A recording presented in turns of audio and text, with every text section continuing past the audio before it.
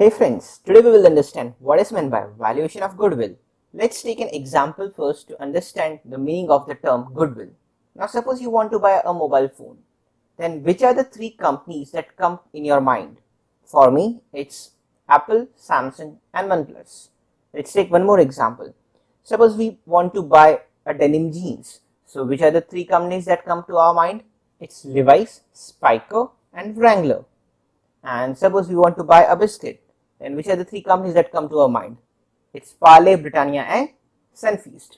So have you wondered, there are so many companies manufacturing a mobile phone, jeans and biscuits, but why these few companies come to our mind? There are different reasons behind it. So let's try and understand those reasons.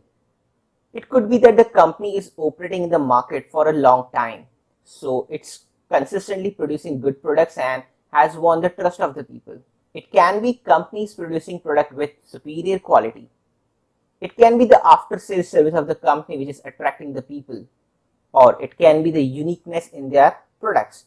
So I can go on and on with these reasons. So combination of all these factors creates a good reputation in the minds of customer and stakeholders. Now when this reputation is valued in terms of money, it is known as goodwill.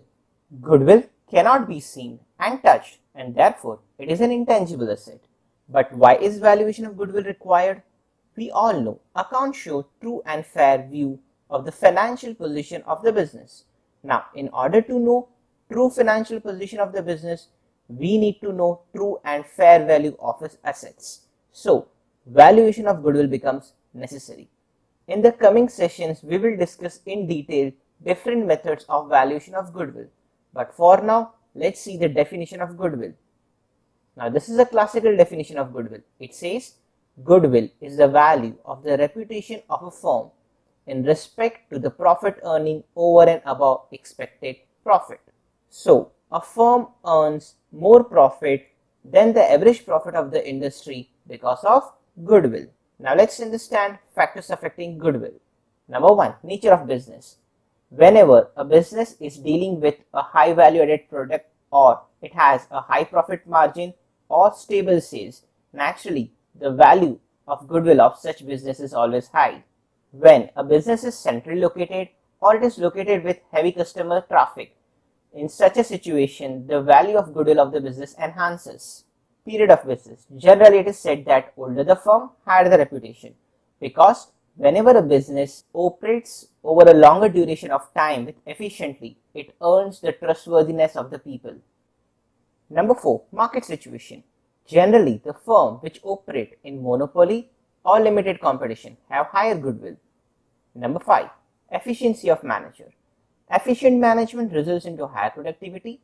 Higher productivity results into increased profits, and increased profit result into higher goodwill.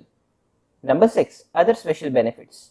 When a firm acquires license, patents and trademark, the profit increases and in turn it results into increase in the value of goodwill. So this was a session in which we discussed about meaning of goodwill, necessity of its valuation and factors affecting goodwill.